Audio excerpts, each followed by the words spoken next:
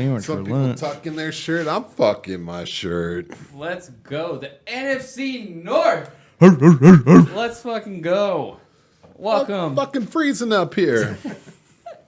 Welcome to Rough Draft Research. We're coming at you, as you can see, in the building live. Christian. I've never been in the building before. Hey, man. Welcome. How was Lambeau last week? Looked pretty nice. Oh, yeah. Coming at us live from Lambeau. Oh, yeah. Oh, it was awesome. It's already getting cold, so. I'm telling you, man, the North is frigid motherfucking You got your arms back and everything. That's great. That's good. That was an interesting surgery I had to have, but, yes. It worked out. Arm discovery surgery. Hell yeah, boys. Do we have any news besides apparently God. Xavier Jones is on the IR? We There's a all lot just of dropped news. him. There's the whole cutting thing of all the guys that we talked up. Yeah, we'll just go through a ceremony where we just... I think we'll have to run a whole short episode for that. Some taps in there. Got a lot of tears to shed for that one. 21 rookie cut salute. We can do 21 guns in here, right? You know it. I don't care. Just put on some Green Day. Let it be. Right. Well, hey man. Well, let's just go into the North then, guys. We'll do that a little later. We're gonna start with the Detroit Lions. And I would be always lying if I told you they had a solid. Like most teams have a 53-man roster. I feel like the Lions have a 33-man roster. It feels what like the that. fuck is going on here? Yeah. Well, I'll start it out here. We're going to talk about Dan Campbell, the new head coach for the Lions. He hired Anthony Lynn. We know that Anthony Lynn loves his running back as committee because he was a running back coach from 2003 to 2014, and Josh Kelly still sucks. Dan Campbell has expressed that he wanted someone who shares a vision, so I would think instead of diving into Lynn, we explore Dan Campbell's tendencies. Okay. Just because it just feels like he's this ego that he's going to run the offense no matter what at the end of the day. So as a player, he was tight end, New York Giants 99 to 2002, Dallas Cowboys 2003 2005, Detroit Lions 2006 2008, and then the New Orleans Saints from 2009. His whole career, he had 91 catches for 934 yards and 11 touchdowns. The dude was 6'5", 265, with a fierce, stepdad type goatee. Like the whole... Yeah, like the oh whole my God. thing, man. That's awesome. So the guy lived in the trenches of the offensive line as a tight end. So, I mean, if I would have known this, trenches. I wouldn't have. Near. I wouldn't have been as surprised as their first round pick that we'll get into later. Oh, okay. Kind of adds up a little bit. So, dude, as a coach, started in 2010 as a coaching intern for the Miami Dolphins, then into a tight end coach from 2011 to 2015. The first 3 years were under different coaches, and then settling on Joe Philbin. Philbin? Philbin? I didn't really know much. I dove into it. Was a Miami coach. He was the offensive coordinator of the Packers for a while, and he was the interim head coach when we fired Mike McCarthy. Oh, really? Nice. So I know Joe Philbin pretty well, actually. Oh, damn. Well, Oh, you know yeah. him more than me, so if you have insight on No, him, I mean, totally. I mean nothing crazy. He got the Miami coaching job by being the offensive coordinator of the Packers when we were crushing it. With Aaron Rodgers in after 2011, 2012, 13, that time frame. Oh. So that's how he got the job. Yeah. Then when they fired him, 2015, yeah. Yeah, so when they fired him, we rehired him as the offensive coordinator. Oh. Nice. So. Oh, well, no. I'm glad you said that. We only have limited research time around here. You know, That's we're true. all moving, you know. No, it's all good. That's why it's coach's corner, man. Then we got 4 corners on this block. And just in case there's any confusion, we is the Green Bay Packers. Oh, fuck. I think we all figured out who the fuck we is. We're going I think it was we. You're not even in the room, and still we. No. So, The yes, Wee Bay let's Packers. see. Where was that? Okay, so 2015, after Joe was fired, Dan Campbell became the interim head coach. After week 4, he went 5-7. Well, it had a 2-0 start with a great rushing attack, and then divisional play started happening with the Patriots and all that jazz, and it just went downhill from there. He then moved on to be an assistant head coach and tight ends coach for the New Orleans Saints. in 2016, 2020. This is just a little side note. I didn't realize how well the fucking Saints drafted in those years. Drafting Michael Thomas 2016. Their 2017 draft, Marshawn Lattimore, Ryan Ramczyk, I don't know. Ramczyk, Marcus Williams, Alvin Kamara, and Trey Hendrickson. That's incredible. That's a good draft. And so, yeah, that was just now interesting. You got to pay all those fucking guys. Exactly. Good luck. But, yeah, the 2018, 2019, this was definitely the Michael Thomas, Alvin Kamara, Mark Ingram year. And then 2020, you're looking at Alvin Kamara because no Michael Thomas. And so I guess just like learning, being a guy from the line and drafting a lineman, I'm curious if we should maybe be more excited about maybe DeAndre Swift and Jamal Williams. I'm excited because of Anthony Lynn. Well, you should go into that because I just feel like Jamal Williams could maybe hold down that Mark Ingram role while DeAndre Swift is running that Kamara role, and then Amon-Ra St. Brown. Well, you could say the same thing except for make it Eckler with Swift. Yeah. And then more of like Melvin Gordon or whatever they were trying to do with Kalen Ballage and Justin Jackson and all that shit. So. I think Jamal Williams has a chance to crush it. I mean, I said at the beginning of this podcast, before he was signed to a team, that I think he could go somewhere and start. And sure. And now he's going to go somewhere and split time with Swift. And almost the exact same kind of dynamic of the, like, here's our guy that catches passes and is probably our top guy, Aaron Jones, or Austin Eckler. And then you go over to, or Alvin Kamara. And then you have your Mark Ingram, your Melvin Gordon, your Jamal Williams.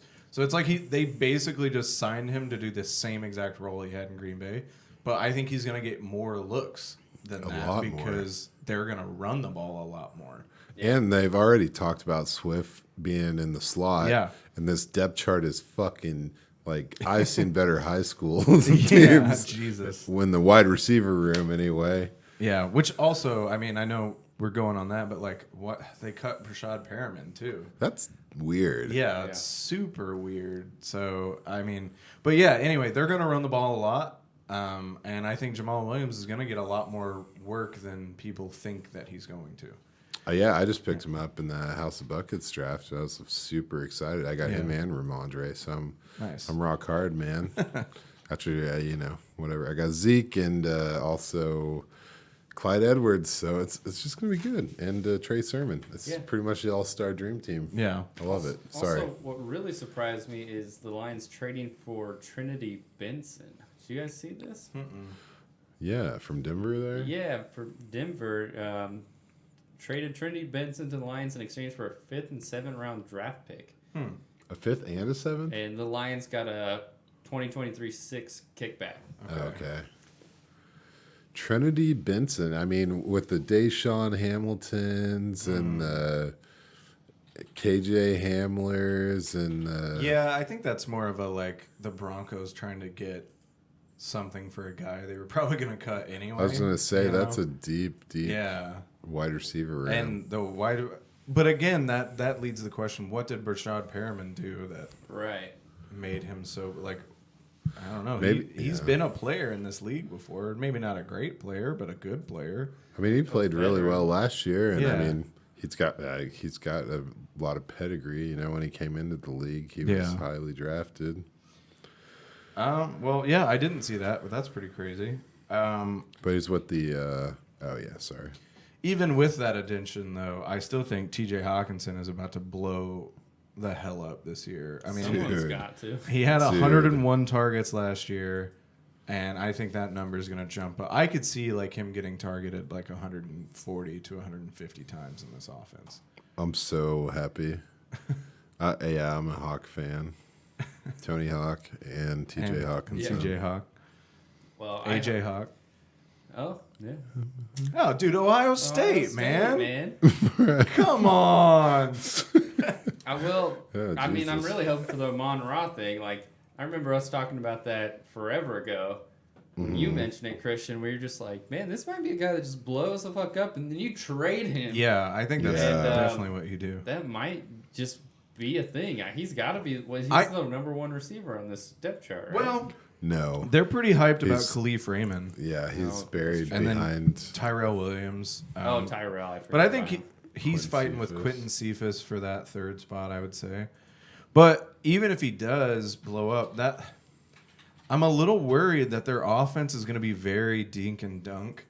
Not worried because it doesn't fucking matter to me, but just it seems like they're going to run the ball a lot and do like safe passes that they know Jared Goff can do, and they're going to maybe unfurl it a couple times. That's why I think Hawk is going to be the guy that gets most of the targets because he's just going to be that middle guy, that safety net with Swift. So even the number one receiver on this team, I'm not super excited about. Yeah. But if Amon-Ra does break out, I do think he's a trade candidate. I think you could probably trade him right now for much more than he's worth because people think that he's going to end up being that number one receiver there. And he may, but I'm not super into him. He's not built to be a number one. I think he could be a really decent supplemental second receiver on a team. But he doesn't get the separation. He has great hands. We know he has great hands, but his route running's a little weak and his separation's a little weak. So, he doesn't have the measurables to be like some crazy receiver.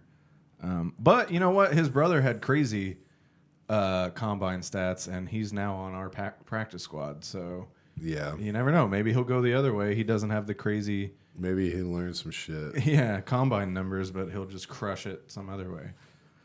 But yeah, I think you're definitely looking at a heavily based running game, heavily based running offense, and then some short passes to your safety net guys.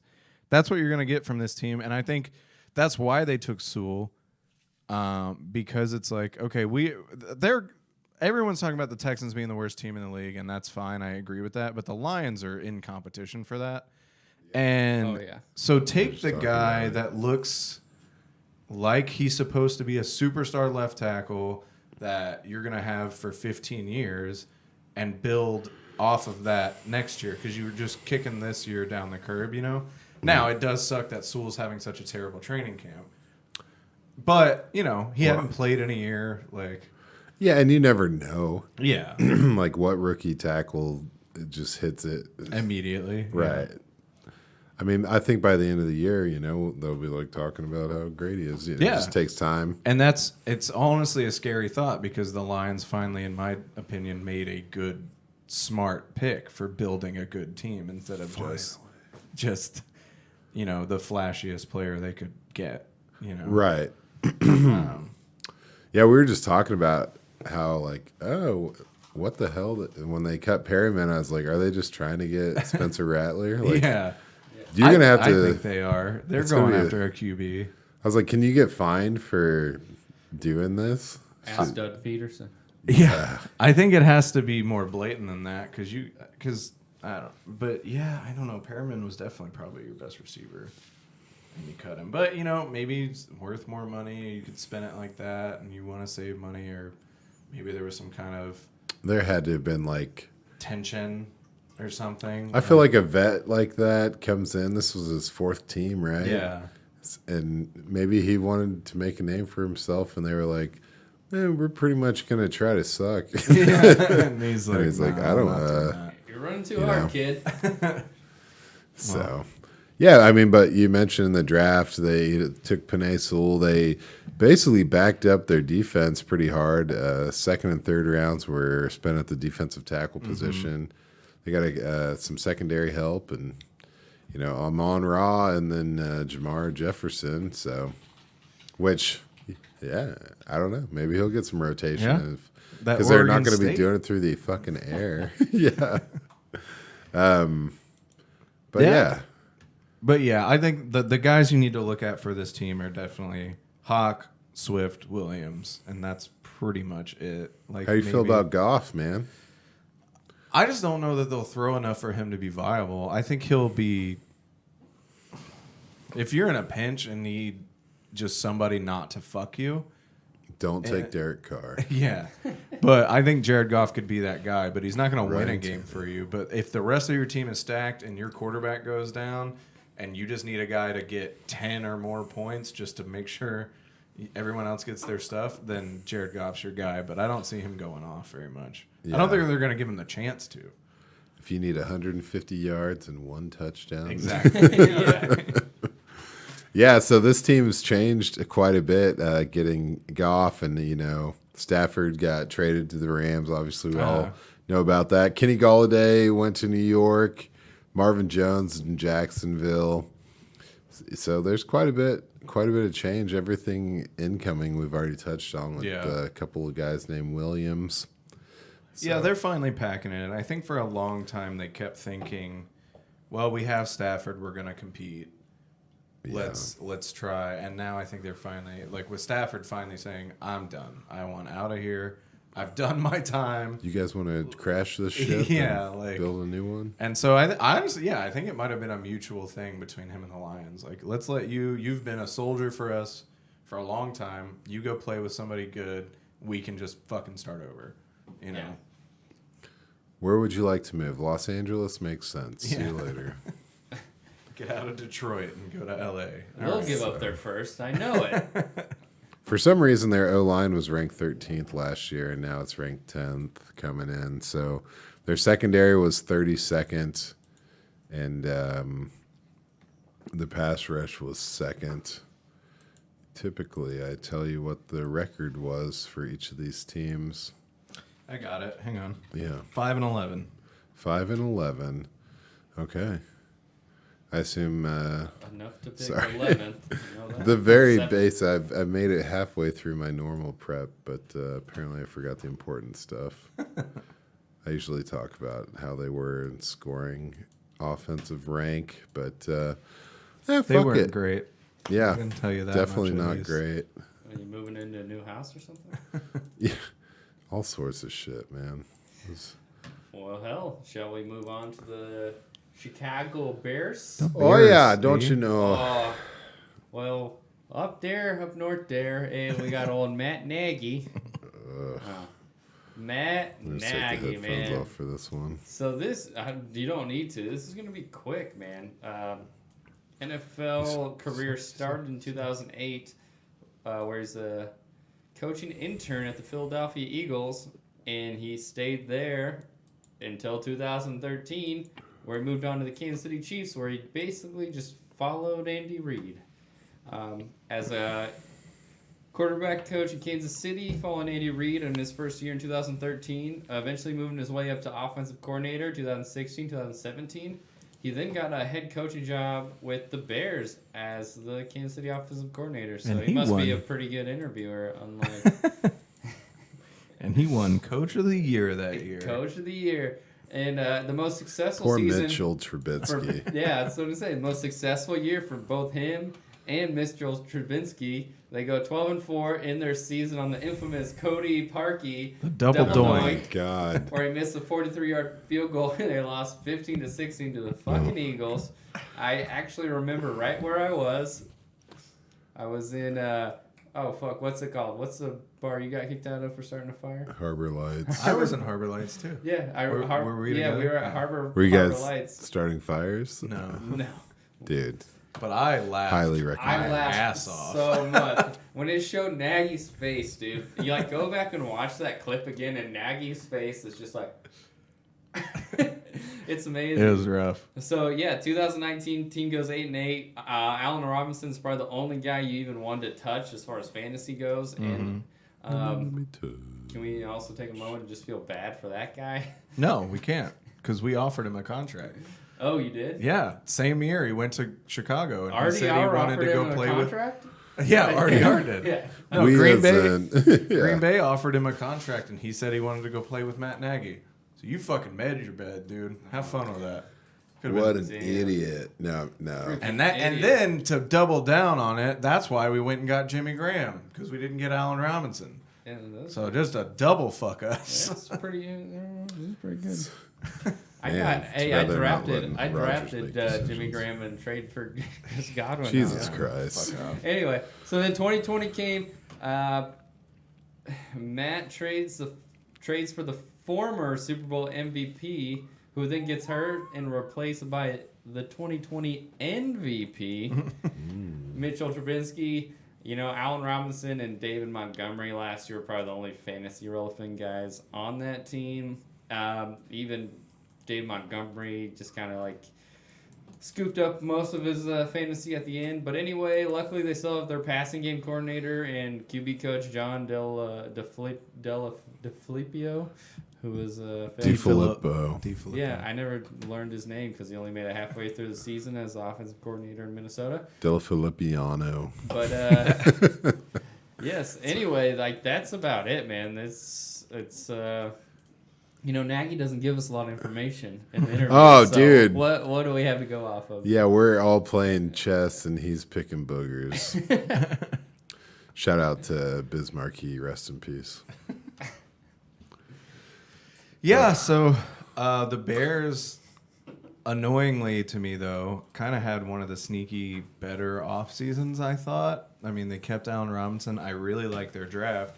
But it's kind of already backfiring around them already. So they had the 25th in pass blocking, best offensive line, and the 16th in run blocking. So they get the new quarterback in Justin Fields. Great move. I think that's smart. He's looked great already in the preseason. Looks like pretty much exactly the guy that you think he's going to be. Dynamic with his legs and then just accurate as hell. And then they take Tevin Jenkins, who that was like one of my favorite picks of the second round was Tevin Jenkins. I thought he could have gone in the first round. But now we find out why, because now he already has to have back surgery. Oof. And I don't know about you. Well, I know I got some back issues myself, and I'm not trying to stop people like Aaron Donald from getting past me on a weekly basis. So even if this guy comes back this season, like how effective is he going to be? And they kind of were counting on him to start because they already cut the guy that started all 16 games for him last season. And so now they have Tevin Jenkins who can't play. They cut the guy that played for him last year. He's already been picked up. I forget his name because he wasn't like a standout, which is why they wanted to move on from him. But he started all the games for you. And so now, I don't know, man. I don't see that line getting any better.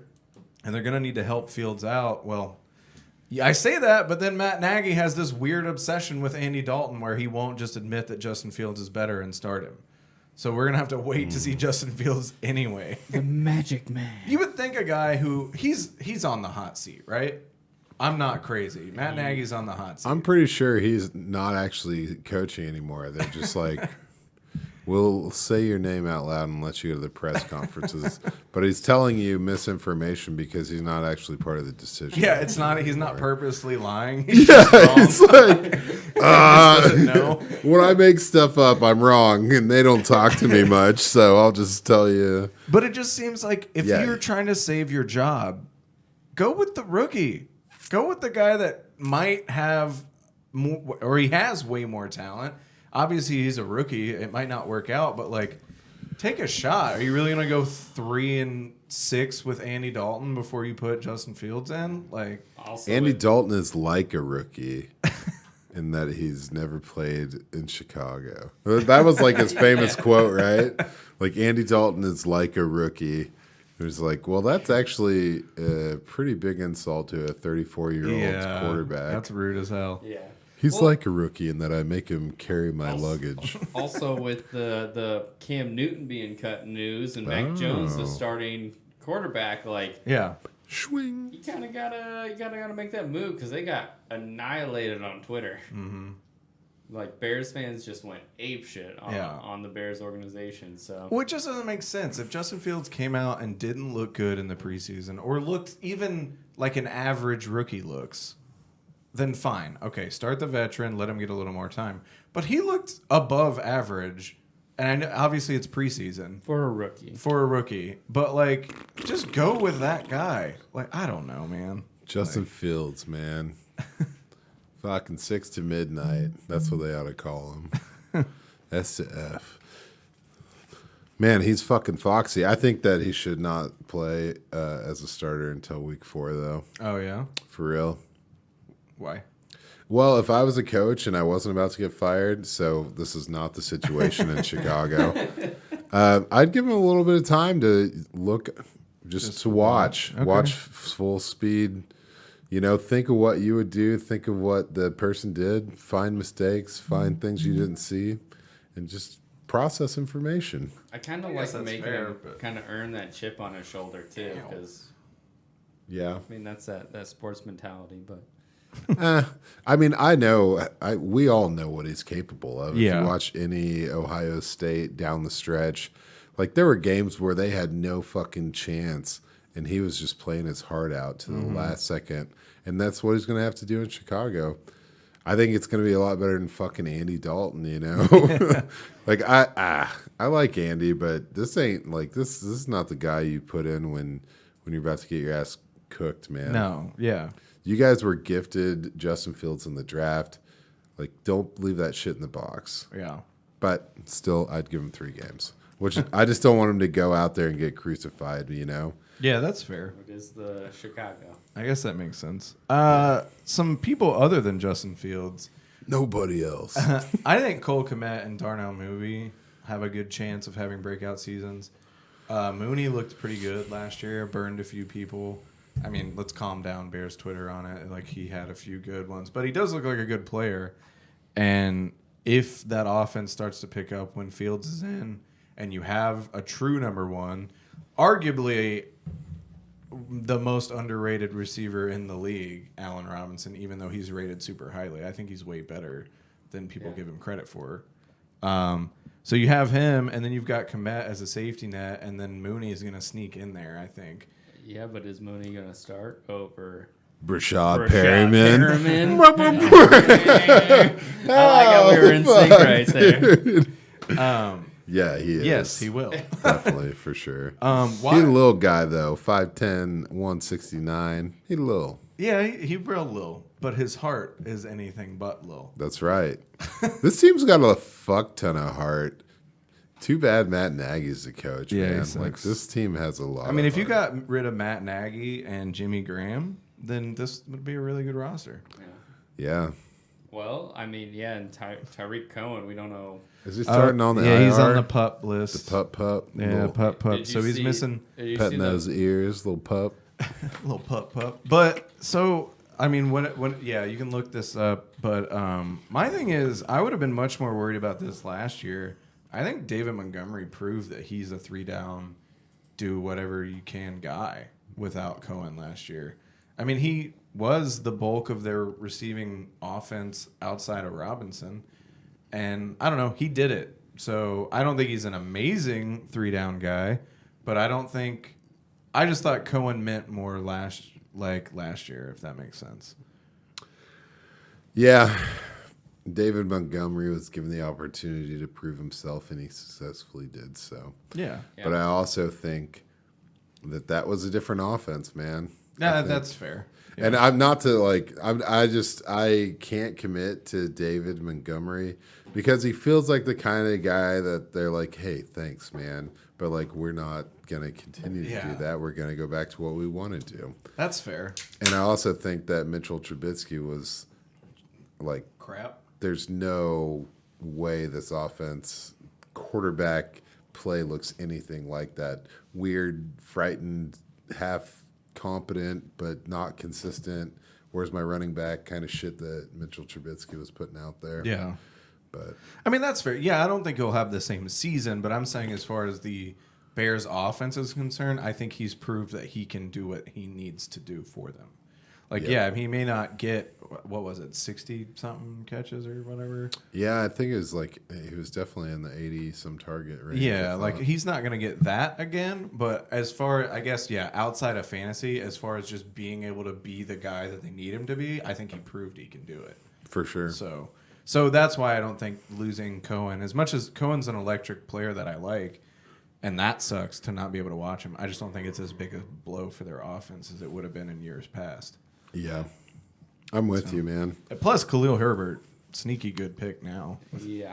With Cohen being out. Again, I loved the Bears offseason. The Tevin Jenkins thing is screwing them pretty hard, though. Yeah. If they're currently ranked at 28th on the O-line going into the season. So yeah, a healthy Tevin Jenkins would definitely do a lot for them. So in they much later in the draft, in the 7th round they picked up Larry Borum. Yeah. So Which, Missouri, maybe. a guy named Larry from Mizzou. How could you be upset about that? It's not a round tree, but he might plant something. Sorry, fellas. Larry Boron. He was, looks like a 5th round pick or 4th. I think it was 5th, because they gave up a lot to move up for Justin Fields. Right. And so they should. Yeah, no, it was a very smart move. But so they took Jenkins in the 2nd, and then their 3rd and 4th were used to move up to get Fields. Gotcha. So Borum would have been a 5th.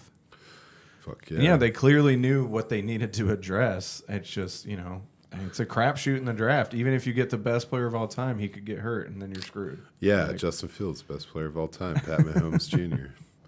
Patrick, sorry. And but again, guys to look out for, Mooney and Kmet. I don't think that's anything crazy. Like, I'm sure every fantasy podcast is saying that.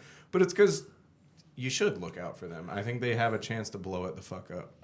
I think it's fucked up, and I know I'm tooting my own Charlie horse here, but to me, like, Mooney and Gabriel Davis are a lot closer in my mind. Like, they're very similar to me. In the fantasy world, they're.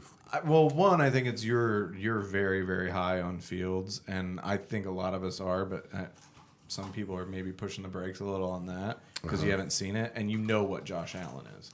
Right. And so it's like, I don't know. It's the guy, he's going to be the number 2 there to Stephon Diggs, and Josh Allen can sling it, and he's proven that he can do it, whereas Mooney is probably the number 2 to Allen Robinson. But they still have Kmet there and David Montgomery, whereas the Bills don't have. I mean, Zach Moss is looking better this year, but they don't really have a tight end. So I don't know. I think there's more to be skeptical about, but I feel what you're saying for sure. Yeah, they're pretty close. And Dynasty ADP, I guess I'm just tripping on redraft where Gabe Davis is like a 12th round pick. Yeah. And Darnell Mooney's like an 8th round pick. Oh, okay. I don't know. 18th round or 8th? Oh. Yeah, he's going much higher than that seems weird. Than Davis. I know it fucked me up. Yeah. Oh, I thought you were saying Mooney should be closer. That's weird. No, it's the other. Like people are like. I think it's just the Cole Beasley power of the podcast world. People being like, you gotta get this guy. Yeah. We slept on him last year. Oh yeah, then go get Gabe Davis in the 12th. Yeah, for sure. 8th. Oh my bad. I thought you were taking it the other way. I was like, wait, no, this guy completely agrees with me right now. Is what I'm hearing. So, fuck yeah, we're firing on the same page. I agreed with you so much that I just assumed that Gabe Davis was in front of him. Fuck yeah, man. Sorry. Message received. If you think about Darnell Mooney, definitely tuck in a Gabe Davis to back it up. Oh, fuck yeah. I would the opportunity is ripe. Yeah. Sorry, I didn't mean to cut you off, AJ. No, I was just saying, I think it's hilarious. I knew it was happening, but I was like letting it happen because it's just like organically like, oh, you think it's different, but you're just 100% agreeing and backing up his point. I'm gonna just let this happen. That's great. Okay. Well, my bad. So anything else to go on the Chicago Bears? Bears. No, man. I mean, I love Cole Kmet. People have thrown shade on him too. I don't get it. We started doing this, and then now I'm bored right now. So and I don't have time. So I'm listening to the podcast for redraft purposes because my dynasty shit is locked in, has been, and I just I disagree so much. I've done too much of my own research to listen to other people talk about shit. Yeah, no offense. Fair. Thanks for listening to us talk about stuff.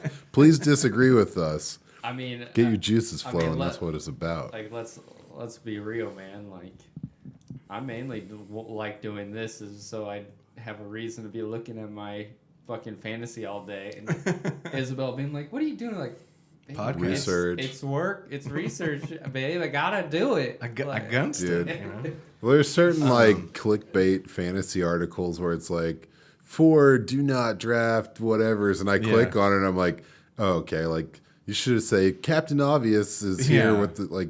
Don't even waste. And I see people probably read this and they're like, oh yeah, okay, yeah.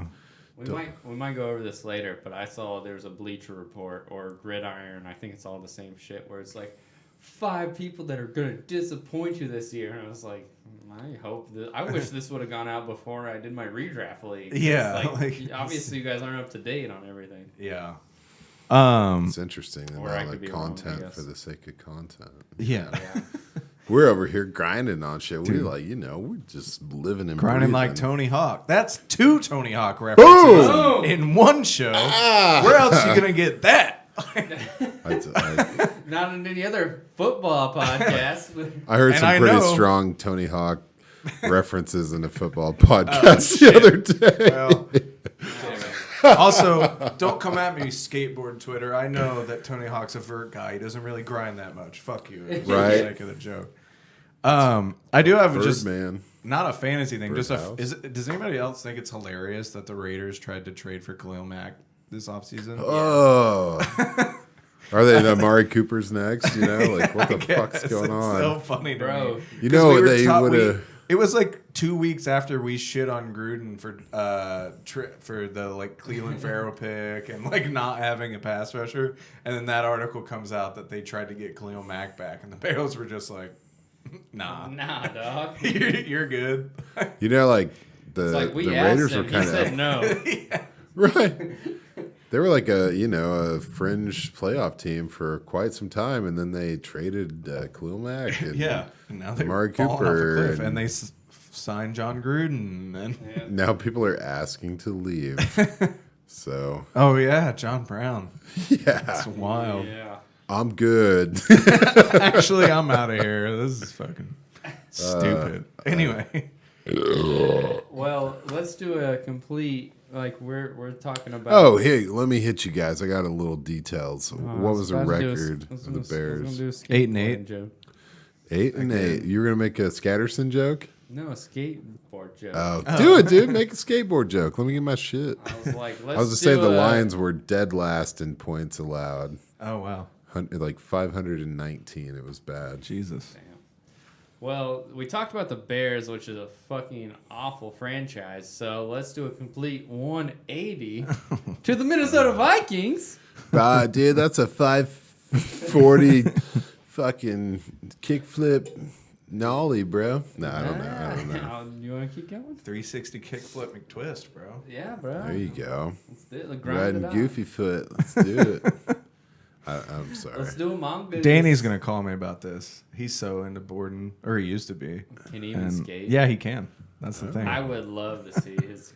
Send us a kickflip, man. We'll I can show you a video. video. We'll splice it into the rough draft research. Well, you just send it to me. I'll just put it in the middle of this podcast. And see if he yes, I will. All right. Well, in the meantime, let's go on to the Minnesota Vikings. I'll do the coach's corner. We'll keep it kind of brief. Mike Zimmer has been there. He's the defensive whisperer. And so we're going to talk about Gary Kubiak. Oh, Clint's dad? Yeah, well, you ruined this. Spoiler alert. So he started with the Denver Broncos as an offensive coordinator, quarterback coach, 95. I mean, what can you say about the time frame? This time frame for the Denver Broncos, hired by Mike Shanahan, Kyle Shanahan's Faja. Your gifted John Elway. They drafted Terrell Davis that year. Oh, Terrell Davis. Funny enough, their leading receiver in 1995, Javonte Williams Sr. Anthony Miller. Oh, wow. Yeah, he reincarnated, and this not as good. But then he had Shannon He came Sharp. back for the poop. So, yeah, we're talking about names that are pretty synonymous with football, especially in the 90s, late 90s. They ended up winning the Super Bowl in 1997, and then I think they won the year after, but as a Vikings fan, I do not recognize that year. Well, I don't recognize the first one, so together, they didn't win any. So, the Broncos never won a Super Bowl, is what I'm saying. Oh, no, they did in, 2017? Against the Panthers? Manning. Yeah, we'll give him that one. So, in 2006, he ended up going to the Houston Texans. He was a head coach where, I mean, he was just decent teams with like a good rushing preference and an alpha target leader with a featuring receiver and tight end. So it was pretty bland. So is that ringing any bells as a Minnesota offense? You know, Sounds familiar. Going on to the Baltimore Ravens as an offensive coordinator in 2014, where he did Kubiak things. Justin Forsett, the running back, 1,200 yards, 8 touchdowns. Steve Smith, Torrey Smith, and Owen Daniels, or what I like to call Stephon Diggs, Adam Thielen, and Kyle Rudolph. He then goes on to the Denver Broncos, 2015 to 16. This was when the Broncos that first year go 12-4 with Peyton Manning, and you see a well-balanced rushing attack and leading receivers Demaryius Thomas, Emmanuel Sanders, Owen Daniels. By the way, Owen Daniels was the tight end for every single Gary Kubiak team until he retired. So Wow. Kubiak and tight ends bond for life is what I wrote here. As we can see. Explains Kyle Rudolph. So yeah, like we just see. Hey man, he passed the torch. I'm gonna get to that shit. But like yeah, as you can see, a well-balanced rushing attack, a featuring 1-2 receiver and a tight end. Kind of that's the Kubiak way. He then goes on 2019 to be the assistant head coach, an offensive advisor, who the offensive coordinator at that time in 2019 was Kevin Stefanski. And he instills that kind of like offensive prowess into Kevin Stefanski. And like you can kind of see that nowadays. But like, yeah, we're talking about Diggs, Thielen, Rudolph, and Dalvin Cook. The next year, he becomes the assistant head coach and offensive coordinator. So Stefanski goes on to be the Browns head coach, rightfully so. And Kubiak takes control of the offensive coordinator. We see Dalvin Cook's carries go up 53. His targets go down 11. Jefferson replaces Stephon Diggs. It just kind of seems like a method, like it's like the mold of the Kubiak. And now, why would I say all that about Gary Kubiak if he's not the offensive coordinator? I'm not sure, man. Someone with a mullet. Yeah. So his son, Clint Kubiak, is his now nut the noise. His nut noise. Yes. Yes. His nut noise is now the offensive coordinator. And the dude does have a fucking mullet. Yeah. And so he was a Vikings quarterback coach 2019, 2020, working with Kirk Cousins. So he's been working with Kirk Cousins a long time. I feel like arguably maybe Kurt's gotten a little better in some regard. I don't know. Peaked with the Redskins. Yeah, I'm so sorry. He was the Redskins. You can say that. I'm out of dollars. He was Gary. He was also his. Oh, it's down there. So fucking a lot of money in it. Is there? There's a ton of money in there, man. Whoops. Sorry. No, you're good. He was Gary Kubiak's offensive assistant, his dad's offensive assistant at the Broncos. So that's why I'm not really talking too much about him. Fun fact, Clint Kubiak was the KU wide receivers coach in 2015, which we're out here in Lawrence, Kansas. Yeah. That was the year that the KU team lost every single game. Nice. And at least we know he's efficient. So, yeah, I mean, it's like Kubiak's kind of the 1-2 punch with Mike Zimmer because, Zimmer's capable of running a great defense, even though he hasn't ran as good a defense since 2017 when they made the NFC Championship run. There's some shoddy draft picks in there. Worst case scenario is, your studs starting tight end or my fantasy dynasty team tight end suffers a season injury knee surgery. You can call him your straight up man crush. This ain't a Moss jersey, son, Irv Smith, till I die. But I was hoping before I kicked it over to you guys, could we just have a moment of silence for Irv Smith? Multiple. I will remember you. Will you remember me? Are you reading the lyrics on your hand? I do want to apologize to Clint Kubiak. That's Steve Belichick with the mullet. That's my bad. That's my bad. I didn't know where you're going with that. I was just Rude as hell. with it.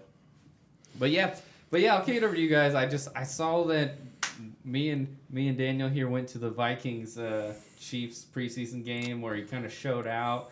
And he even said to me, like, I regret that bet. You said that. I did. I said, yeah. I regret that bet I made with you. He looks pretty good. and I'm standing at the tonal because I brought my cards down there because I was trying to get him signed. And I'm wearing his jersey, and I gave him like one of these, and he gave me like the piece, and like I haven't been the same since. I just haven't been happy since. Yeah, like so. the next day we found out he's fucked. Yeah, so I'll kick it over to you guys. Had a hell of a game. Yeah, it wasn't like we planned to go to the game together. My sister-in-law hit me up at like 2 PM. And was like, "Hey, I got preseason tickets to the Chiefs game." I was like, "Fuck yeah!" And then there was just nobody sitting next to us, and I was like, "Hey, AJ, bring Isabel over here." So we ended up watching the game together. It was 100% happenstance, man. But yeah, I was ready to concede that bet hard because Irv looked so good that night. That's a huge loss. I think we, as a podcast, were pretty high on Irv Smith. I mean, some more than others, but you know. And that's huge. So they go out and they trade for Chris Herndon, and I don't know. We'll see, but. Don't forget, Chris Herndon did have a rookie season where he had 500 yards and like 6 touchdowns. So he's got talent. It just, I don't know, it just hasn't worked out. So maybe in an offense where I don't know, am I crazy that he's already the starting tight end? I mean, the Tyler Conklin shit has been like all summer. Yeah. They've been talking him up. But Chris Herndon's been like a 3-year. Like, I've drafted him so many times and just had to cut him after week 4 or whatever. Yeah. Like, he's had injuries.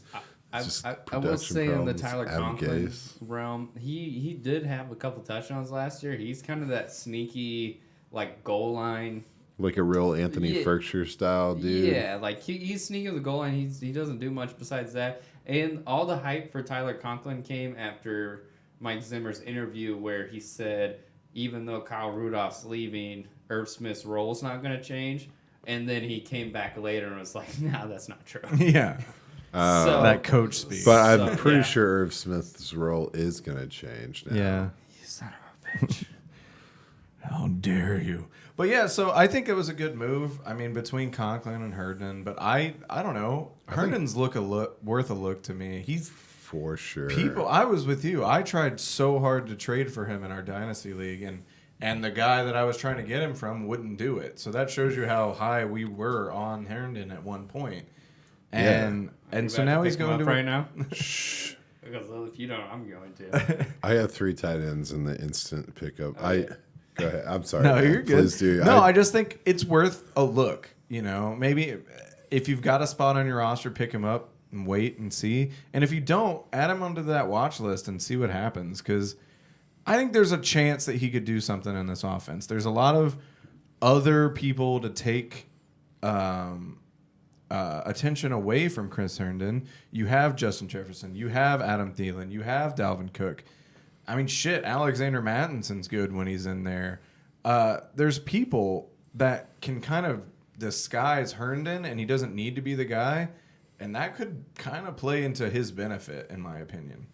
Absolutely. I'm wheels up on Herndon, man. I hate to be weird about I'm it. going to pick him up in the Superflex. Yeah. All right, I'm going to do it right now.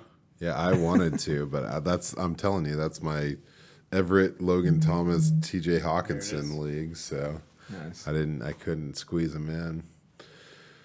Oh shit. If we're talking trades though, I'm pretty sure a listener tried to hit me up in a redraft league, tried to offer me Brian Edwards and sorry, I gotta look. This is man, if he's a listener, you gotta tone that Brian Edwards love I know. down. It was Elijah Moore and Brian Edwards for Devonta Smith. And it's like, oh, yeah, he was. I'm pretty sure we all know who we're talking about. I assume that's. I don't know what his team name shimmy is. away from that question. Yeah. Hey. I kind of like that, but anyway. It's tempting. You should check that roster, dude. I hit it right. I do like the Chris Herndon thing now. I mean, BC Johnson's done. I mean, he was the potential third receiver. Amir Smith-Marset, I've been watching the preseason.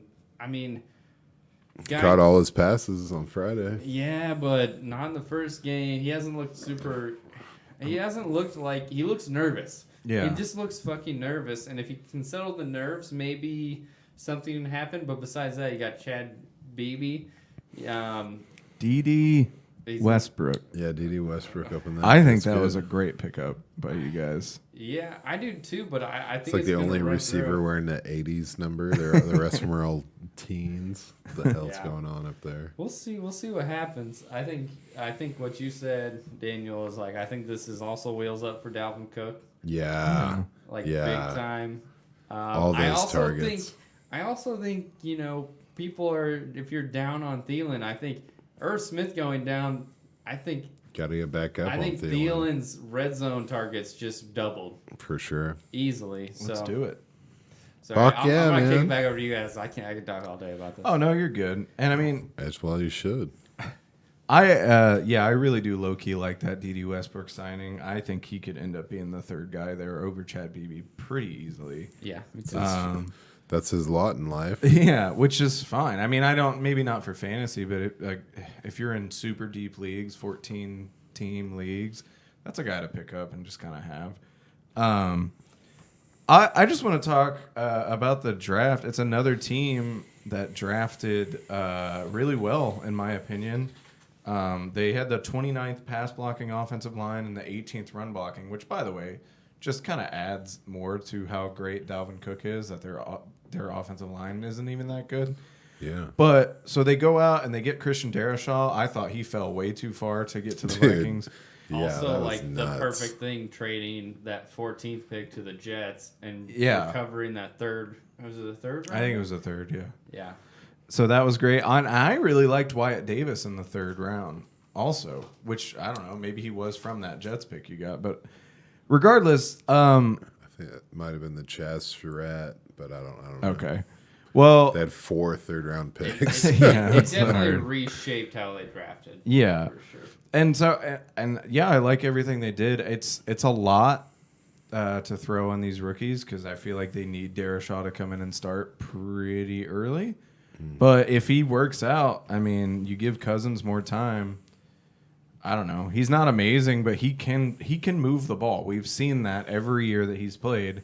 He's not a superstar. He'll never be a superstar, but he can get these weapons the balls, and those are the guys that you're gonna want on your fantasy team anyway.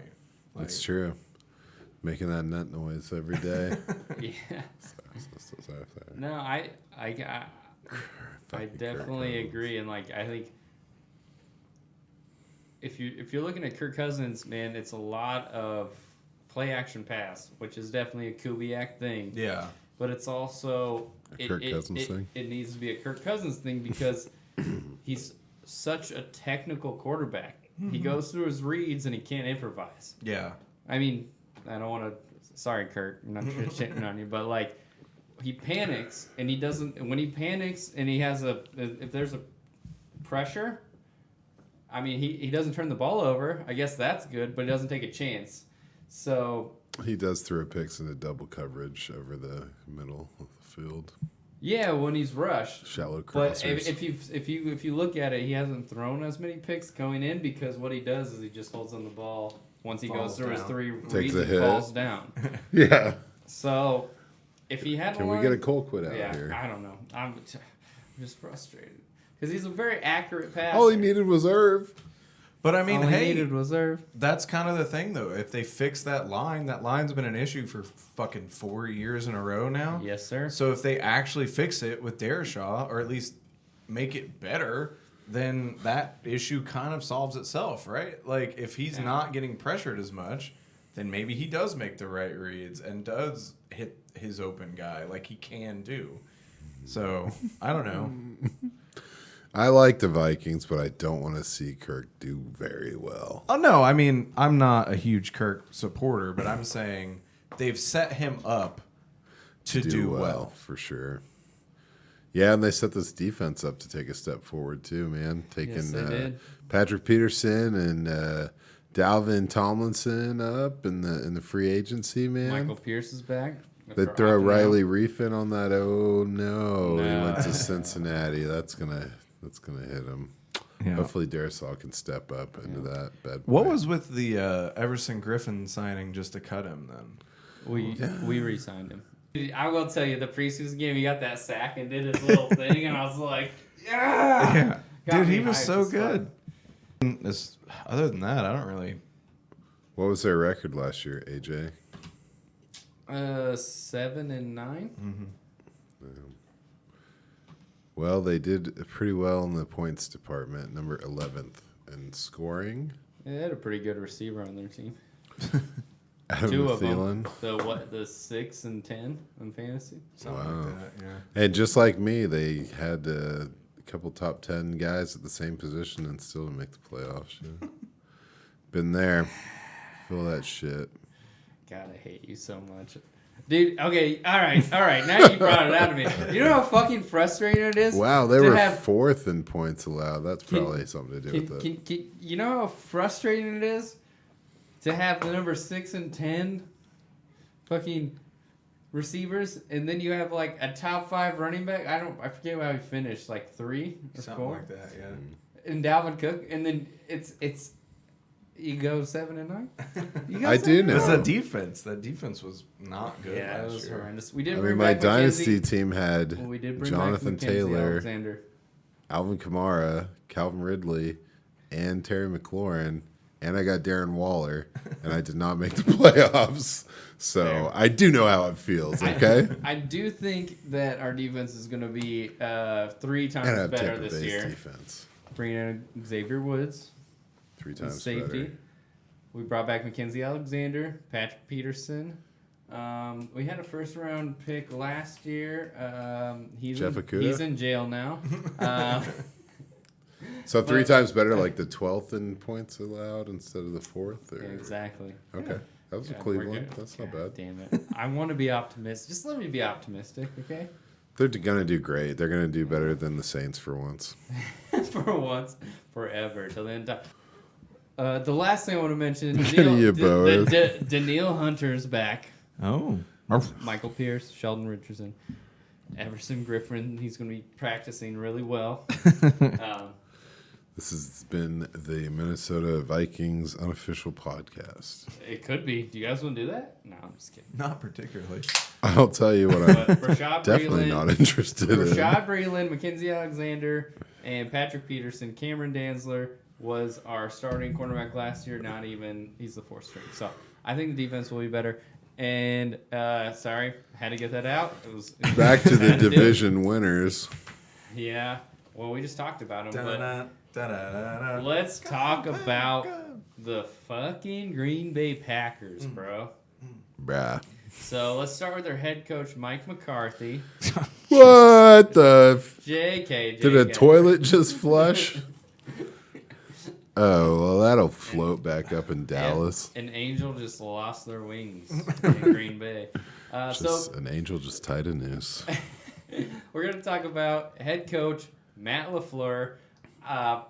So he played. I just thought this was funny. I looked this up. He played for an indoor football team called the Omaha Beef. Dude. I didn't know that, but that's amazing. Arena football, man. But That like shit's crazy. That name, though, the Omaha Beef, I love Been to a it. strip club named Beef. Yeah. Over here, you're just like, the Washington football team? You could have been Beef, dude. But, yeah, anyway, yeah, he starts his career. I'm just going to skip to his NFL when he started as an offensive assistant in 2008. What, are you talking trades right now? Oh, roster moves. Paul dropped Tyler Conklin after he picked up Chris Herndon. He picked up Eric Ebron. Weird. Alrighty. Sorry, this is getting too personal. Why am I still wearing a fucking Galladay jersey? Here we go. All right. While you're doing that, I'm gonna go. So I'm gonna start with his NFL career in 2007 or 2008, where he's an offensive assistant for the Houston Texans. Hey, focus on me, not on him. Will you take it all the way out? Woo! Where did he start as an offensive assistant? No. I think both of us thought you were going to get out of the camera to do that. No. Oh, did it not work? No, I already No, know. you That's did how I'm not going at to all. start the podcast. It's literally going to, like, the video's going to start and, like, why am I still in a Galladay jersey? Jesus. And then it's like, the music's going to start. But, all right. We're going to talk Matt Lefleur. Most views ever. He started as his NFL career as an offensive assistant at the Houston Texans. This is where things kind of took off for Lefleur. While working closely with the receivers and quarterbacks, he kind of developed his relationship with the then offensive coordinator and current 49ers head coach, Kyle Shanahan. He then moves on to be the quarterback coach for the Washington Redskins between 2010 and 2013. This is where newly hired Mike Shanahan, dad of Kyle Shanahan. Heard of him. He brings in Kyle Shanahan to be the offensive coordinator, and at the request of his son, he brings in Matt Lefleur to be the quarterback coach. I don't know if that's true, but I just wanted to say that real quick. I would assume. This is where he mentored the unlucky knees of RG3 and Kirk Cousins. After that whole spree, the reign of the Shanahans at the Washington Redskins came to an end. And the same for Matt Lefleur, who was then hired as the quarterback coach at Notre Dame. He did tutor senior quarterback Everett Golson, who posted almost 3,500 yards and 29 touchdowns. Pretty good for a college player. Mm-hmm. Never heard about him in the NFL, though. Then he moved on to the Atlanta Falcons, where the new head coach and former defensive coordinator... Oh, wait. Oh, what the fuck was his name? I didn't write his name down. The guy who was the new head coach and was the defensive coordinator, he hired Kyle Shanahan to be the offensive coordinator, and at request, he brings in Matt Lefleur to be the quarterback coach. Side note, he did hire his little bro Mike Lefleur. Mm-hmm. This is in Washington? No, this is at Atlanta. Oh, okay. In 2015 to 16. They did hire his little brother, Mike Lefleur, the current offensive coordinator, which you should know because you've been watching all the RDR episodes. So he came in to be an offensive assistant, and then this was Matt Ryan's MVP season. So he was a quarterback coach. I don't know who you can attribute that to. Probably all of the above. And then that was the year that the Falcons did go to the Super Bowl and lost the 28-3. Fuddruckers Bowl. Yep. And then 2017, he moves on to be the offensive coordinator of the Los Angeles Rams under new head coach Sean McVay. By the way, Sean McVay was hired by Mike Shanahan in 2010 at the Washington Redskins. So there was a time where all three of these guys were all on the same team, which is kind of crazy. Mm-hmm. The offense they go 11-5. They're the number one scoring offense, scoring 478 points through 16 games. He then moves on to 2018, accepts the offensive coordinator position at the Tennessee Titans. Why he would make that move, I think it's pretty obvious because Sean McVay made all the moves in Los Angeles. This was kind of his way of call plays. Yeah, call plays, have his own responsibility under Mike Vrabel, who's the defensive-minded coach. This doesn't go as well because that was the year Delonte Walker goes down, and then Mariota deals with all his injuries, and then Blaine Gabbert plays like 8 games. I mean, you did have Corey Davis. This was the kind of breakout season of Derrick Henry where you really got to know him.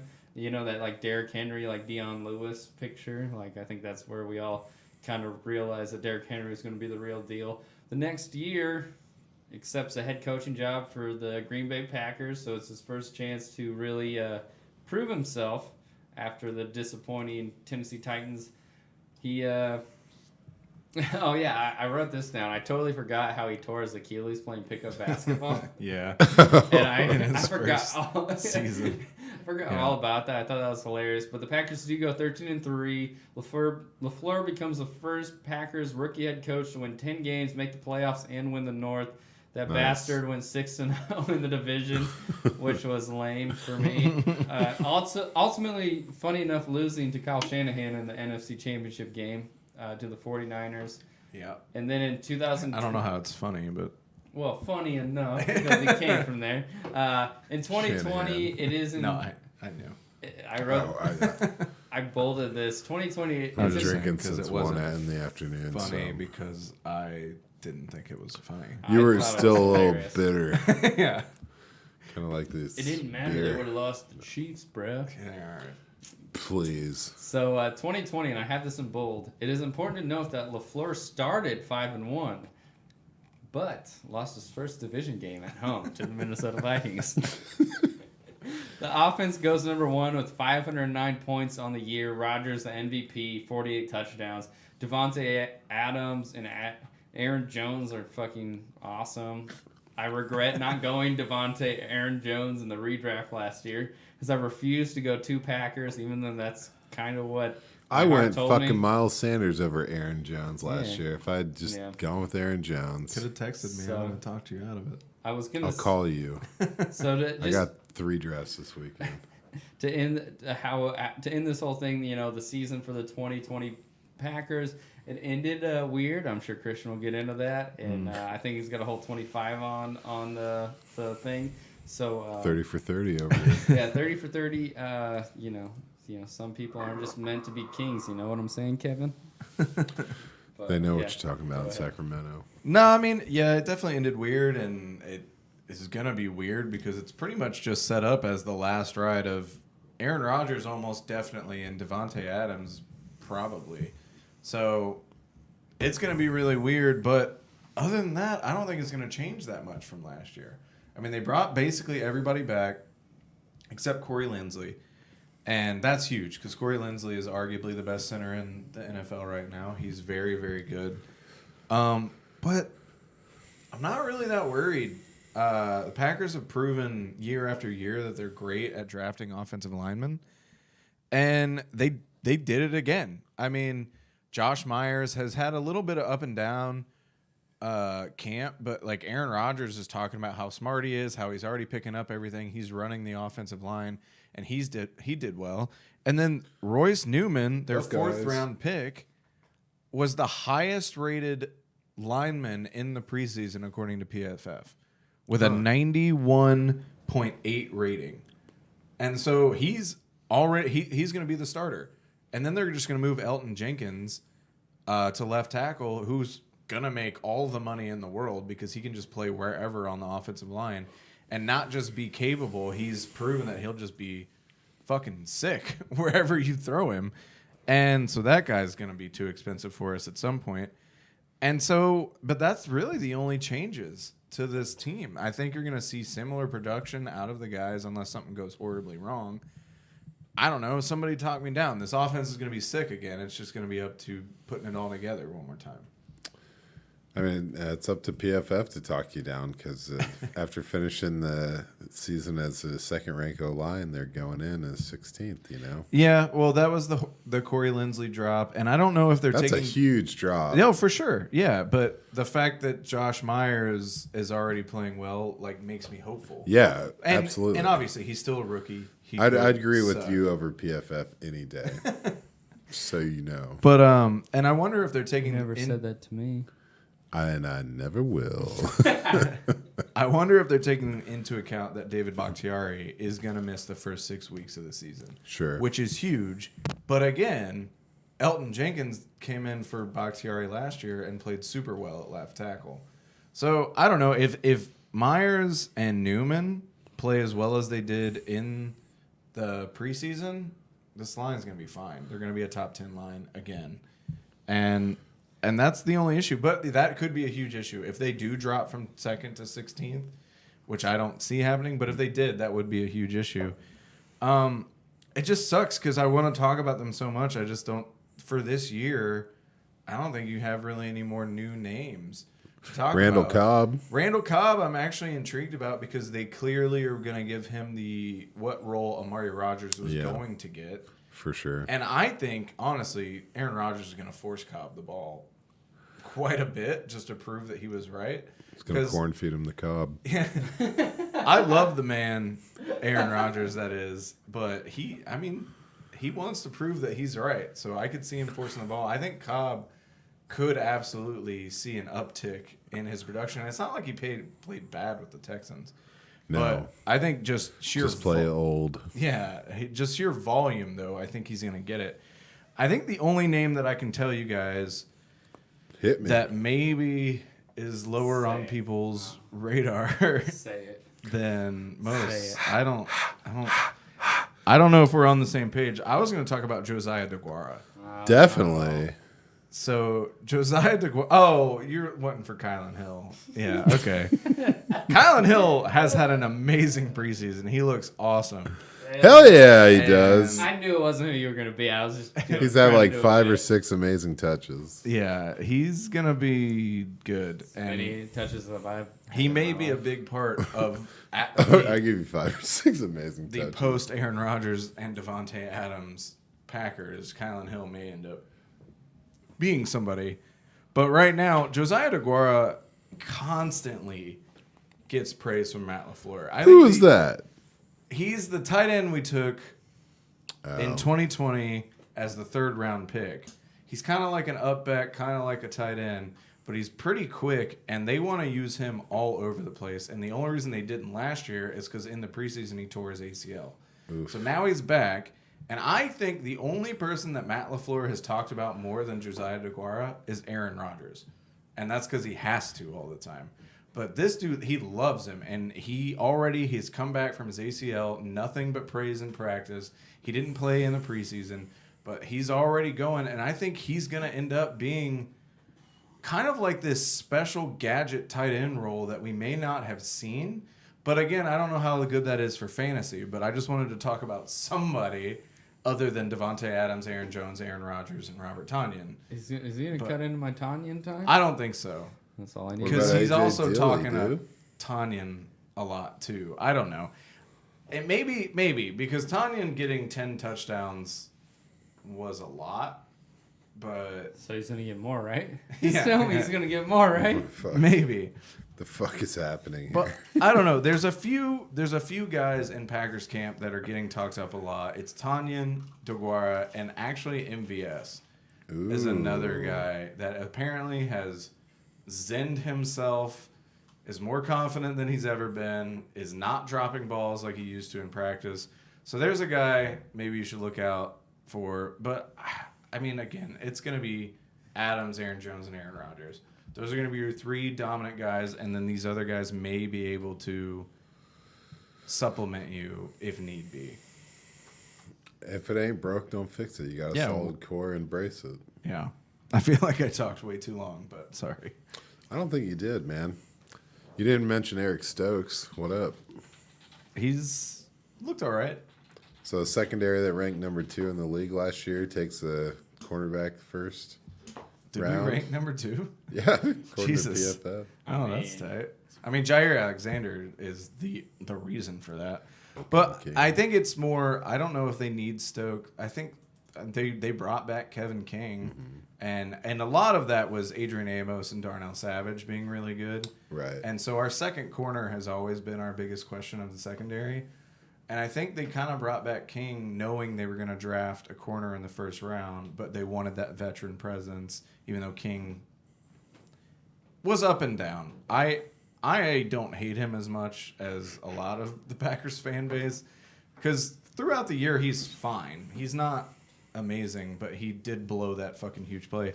But so Stokes, I think, will be starting next year as the number 2. Yeah, Yeah, Kevin King's on a 1-year deal. yeah, and Stokes will be there for sure. Yeah.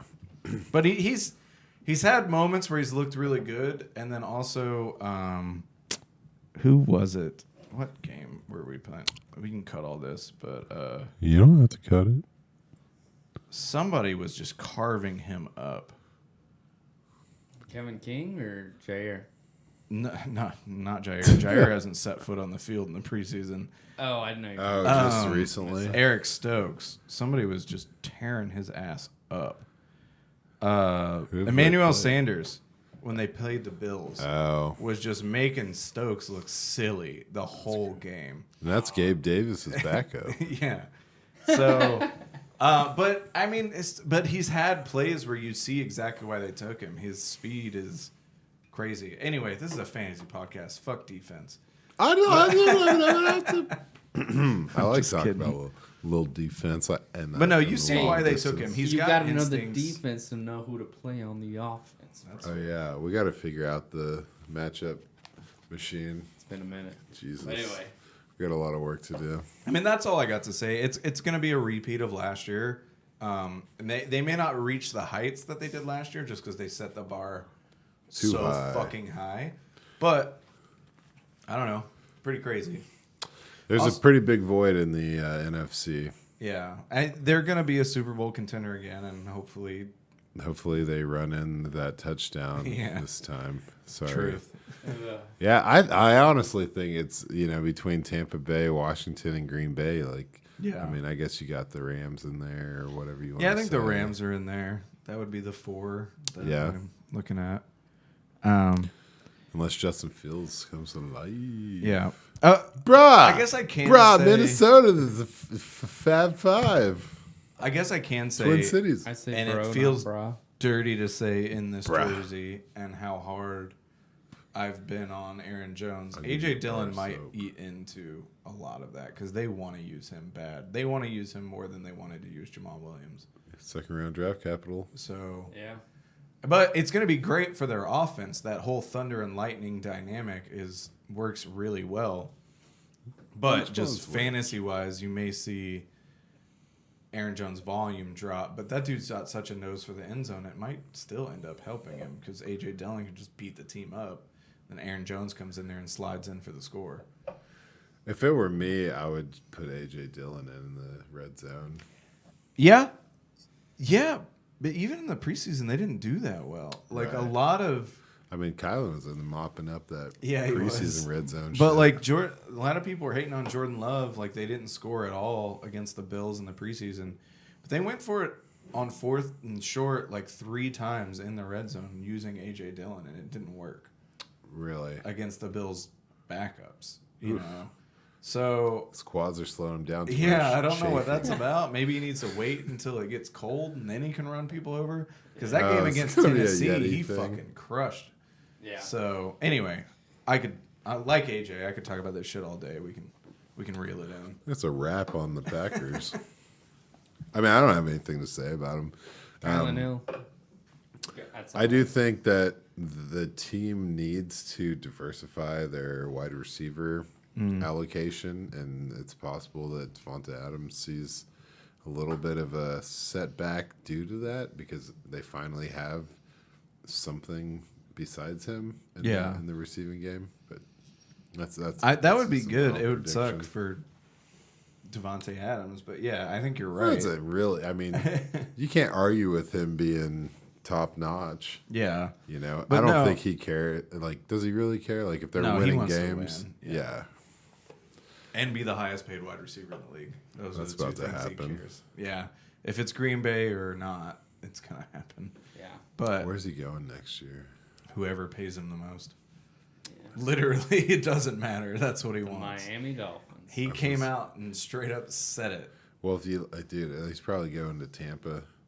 Chris Godwin's out of there. AB's on a 1 year. Just That would him make and Mike me very Evans. sad. Oh, Tom Brady comes back for 1 more year. That team would cut. That's 3 Super Bowls in a row if that happens. Oh my If they God. get it this year, that'd be insane. And they got the money for it. But yeah, if they could have more balance in the passing game, if MVS is more consistent and Lazard kind of takes a step from where he was last year, I'm confused. that would Did be you good. say MVS or did you say Laquan Treadwell? Oh, they just both drop passes. That's my That's true. confusing. That's true. Hey, man, they might have got the gloves right this year. Oh, It's shit. Gak, dude. No, I don't not know. Gak. I did love Play-Doh. this Darius Smith comment on Aaron or on Tom Brady. Did you see that? I don't think so. Was it for the NFL Top 100 or whatever? Oh, let me pull it up. I did make an ADP sheet. I don't know. I could just burn through it. It doesn't really matter at this point. Everyone's done their dynasty drafts, but Maybe we could just do the cut thing too. that's true. I just know you're Googling slowly, so I didn't know if anyone would fill the time. They basically stole our chance to go to the Super Bowl. Stole it away from us. Hate you, Tom Brady. Oh, that's fair. The whole we can cut all this because it doesn't have anything to do with fantasy. But the Darius Smith situation is kind of scaring me a lot. Have you guys even been keeping track of this? Hell no. Obviously not. So he might not even play in the first couple weeks. So he's hurt, but also he's upset about his contract. Like he wants a new one. Yeah. Are you saying he's hurt and his butt hurt? Yeah. And Damn. so and so it's like this weird dynamic of like, okay, how hurt is he, or is he just like, are they fighting him on the contract thing? Like, Is he hurt for the sake of being hurt? I don't. It's weird. It's almost like they are punishing him for being mad. It's weird. It's super weird. Because normally Matt LeFleur, and maybe we're all just looking into it, and Matt LeFleur is very like open about kind of what's going on with player injuries, and he's been really weird about like what's going on in this league. And so everyone's like, so is he really hurt? I don't know. It's weird.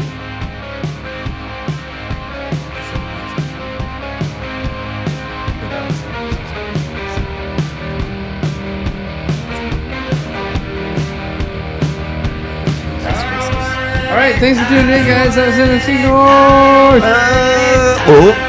The North will rise